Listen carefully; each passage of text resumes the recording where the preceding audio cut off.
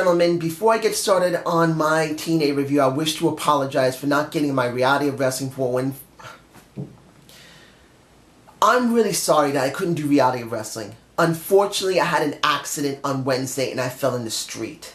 It was dark and the street was badly uneven and I fell and I got hurt. Not really bad, I'm not badly hurt. I got some bruises on my legs and I got scrapes on my legs, but I'm alright. But the pain has been a lot worse due to the fact of my injury.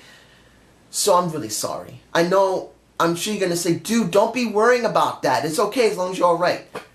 Yes, but I don't like breaking my word to people. It's not part of my personality to make a promise and not go through with it. It upsets me and it hurts me.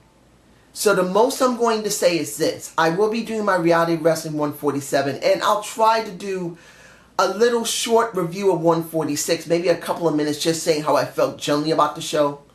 So watch for that unless something else happens. I will be doing 147. I do not like missing an episode or something that I promised to give to someone. And I truly care about the people who watch my videos. You guys are my friends. Even when you don't talk or when you do, I don't care. You are my friends and I hate disappointing you.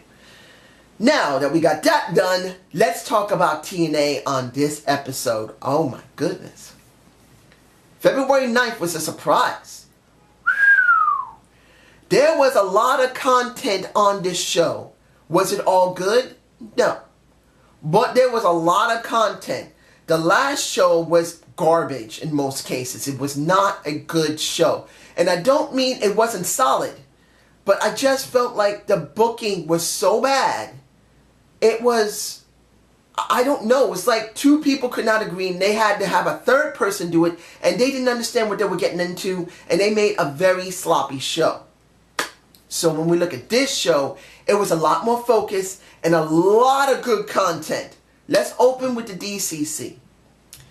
I am still not fond of Kingston. I know one of my subscribers does like him, and I'm just seeing it from the point of view of how he was brought in. He wasn't really brought in very well, and the character that he was brought in was not well developed at all. That is what's turning me off about Kingston.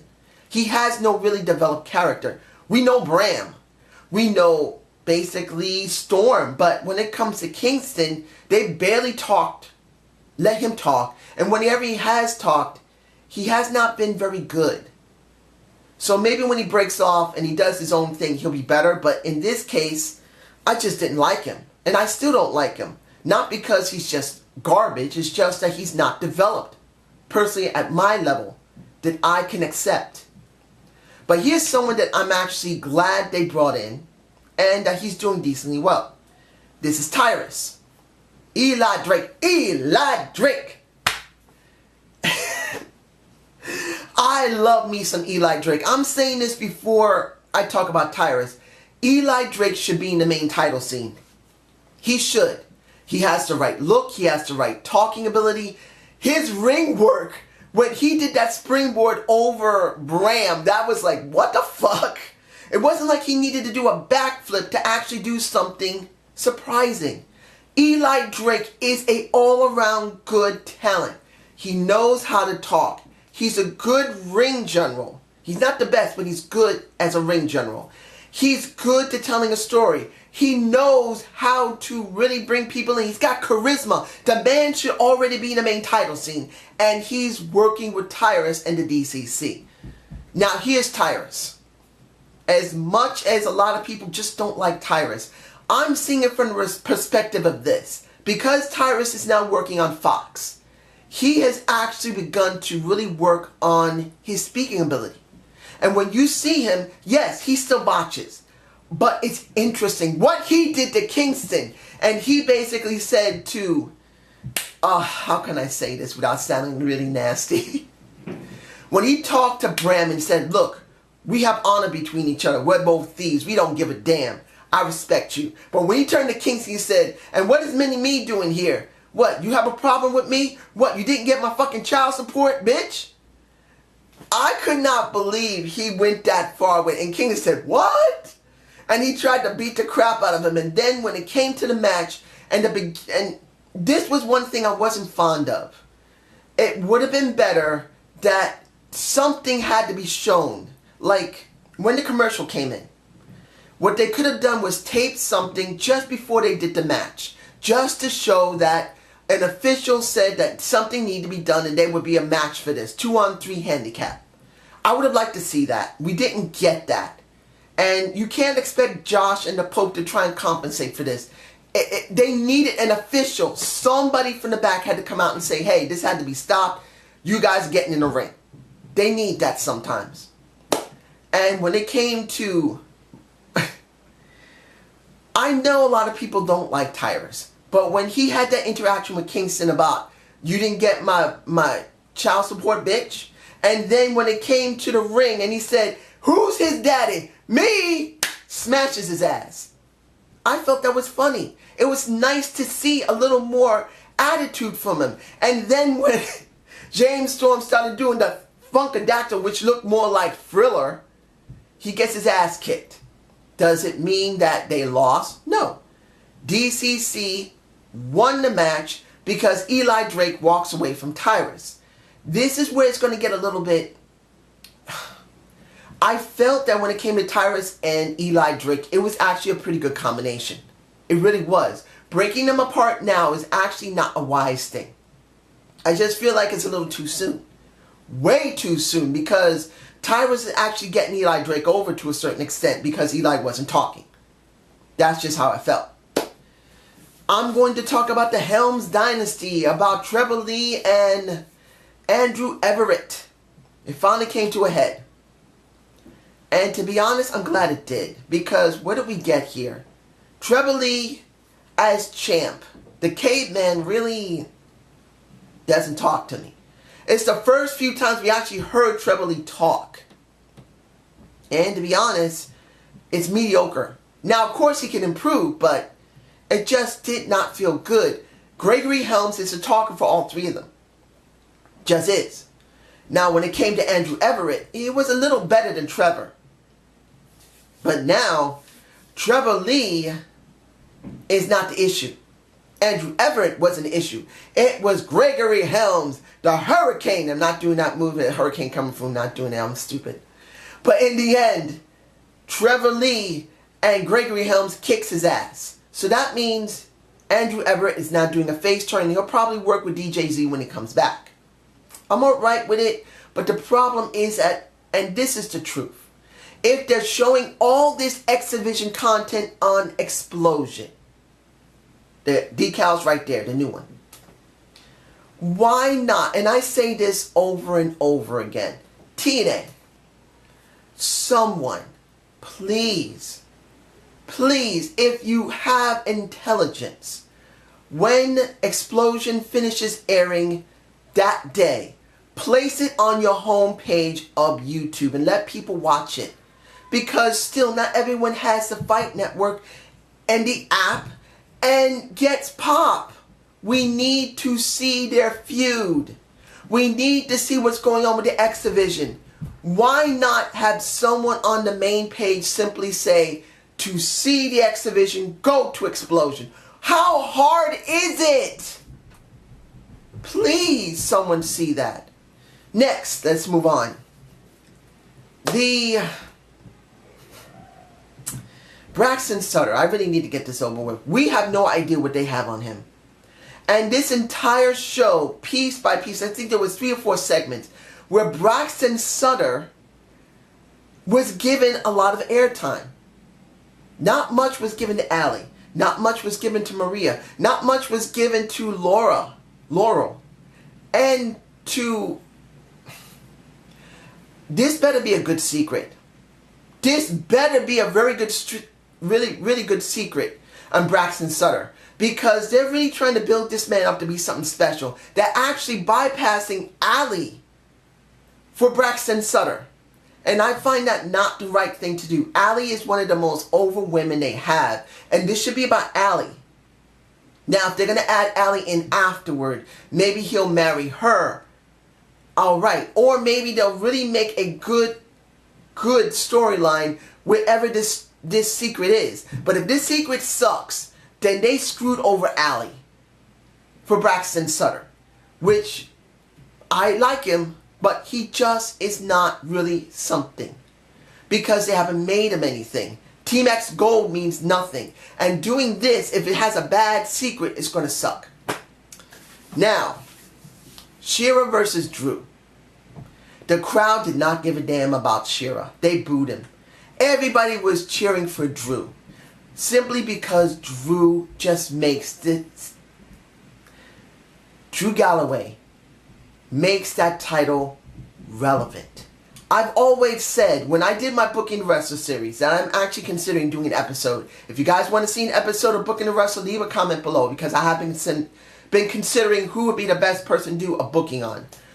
But I say in my Booking Wrestler, I always consider relevance as well as a title. You must give people relevance. You must give people relevance to get a title, or you must give them relevance so the title will mean something. Right now, Drew makes that title relevant. It just is. And I really like that. I'm so glad they're doing that. And he's so over with it, I have no complaints about it.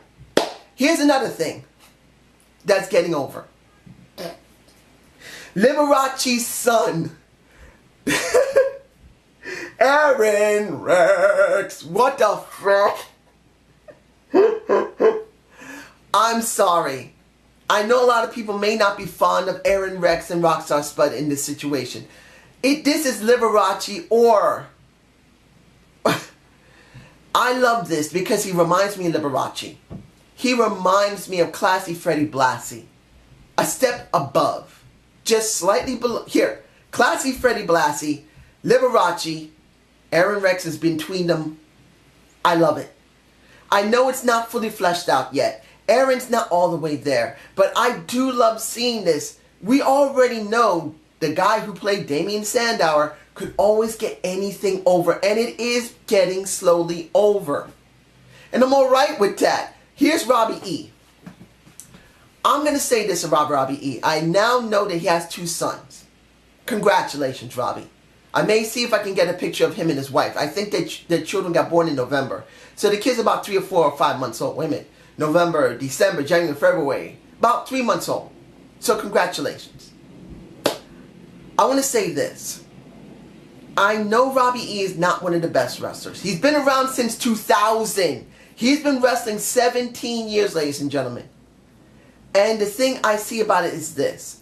You can say a lot about Robbie E being a jobber, and he is a jobber.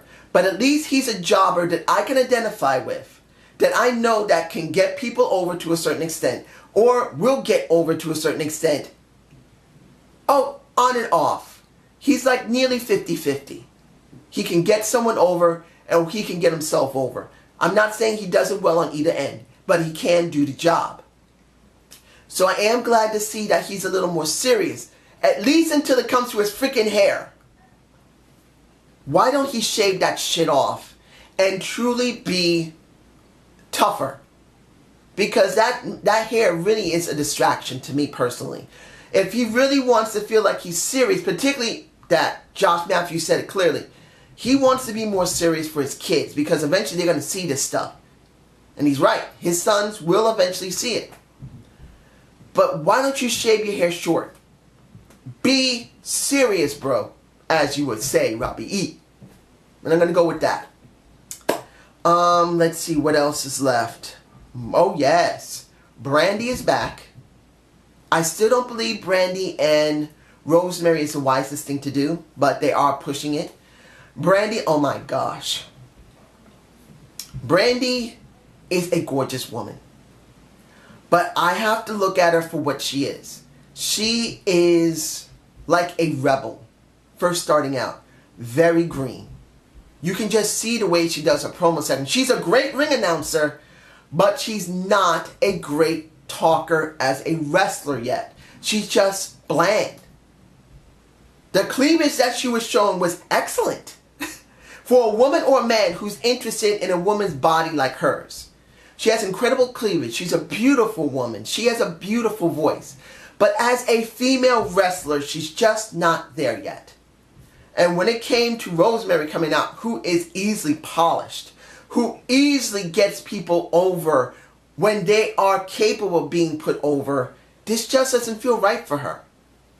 Then you got Moose coming in, saving her after she was getting choked out. She was getting choked out by Rosemary after the sweet Rosemary said, I was trying to convert you to make you better, but you don't want it? Okay, I'm going to take you out. And she starts choking out. You get Moose coming out. Moose takes care of Crazy Steve and the Abyss.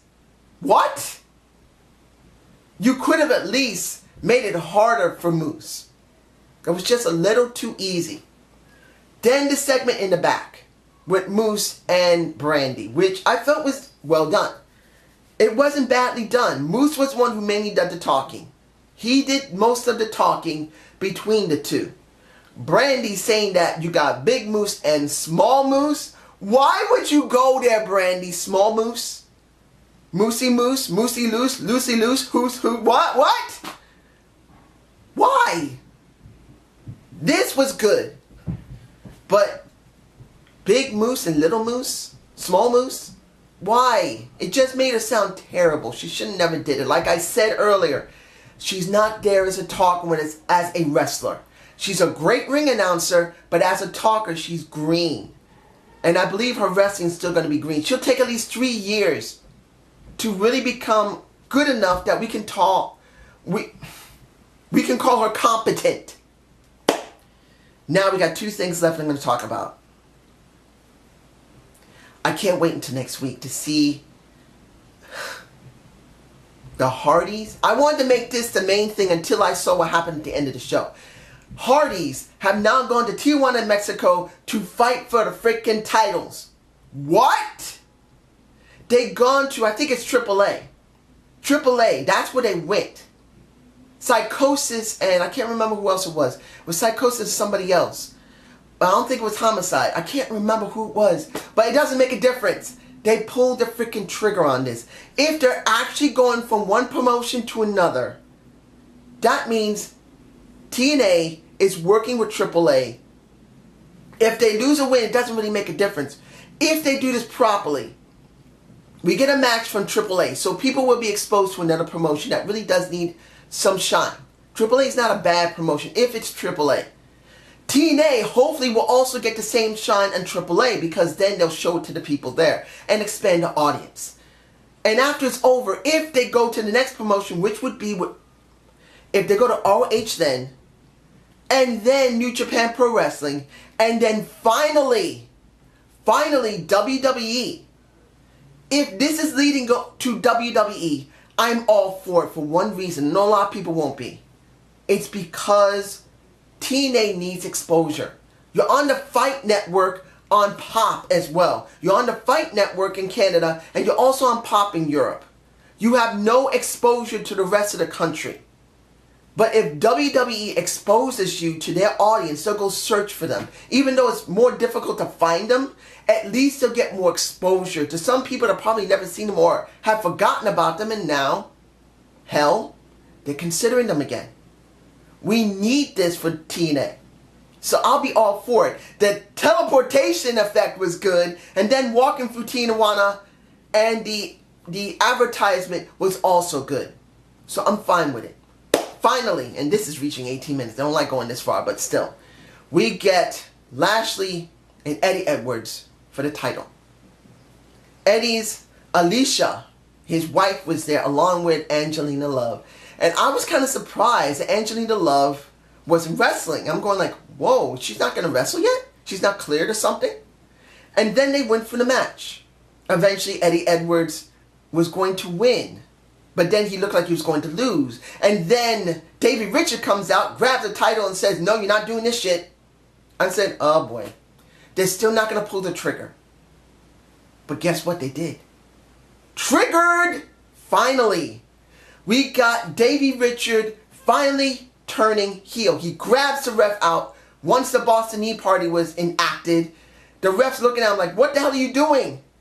And he says clearly to Eddie Edwards, this is your fault because it's always about you. It's always about you. It's over now. And he turns to his wife, and his wife decks the living shit out of Alicia, if that was her name. What was her name? No, not Alicia. Alexa. I don't know what her name is. But his wife got decked. You can hear that, like, ow. And that wasn't wise to do with a cut in my hand. See, I got a cut in my hand. But anyway, in the end, we got a beat down for the Edwards by the Richards. We got a strangulation by Davey Richards on Eddie Edwards. We got Angelina Love dragging this woman in, grabbing her hair and saying, watch your husband get strangled. Watch it, watch it. Bang! You're done, bitch. I'm sorry for cursing so much, ladies and gentlemen, but that's what it felt like. It felt good to see this from these guys. And I'm glad to see that TNA, after last week being a mess, this week felt a lot more substantial. I'm very happy to see this episode. And I hope you are as well. And I hope you watch Zane's View. Please give me a comment below. I'm going to do my 147 of reality wrestling. Unless something else happens, which I don't believe will, it will be coming out. And I apologize again for it not being here. And I'm alright. I did fall hard in the street, but I am okay.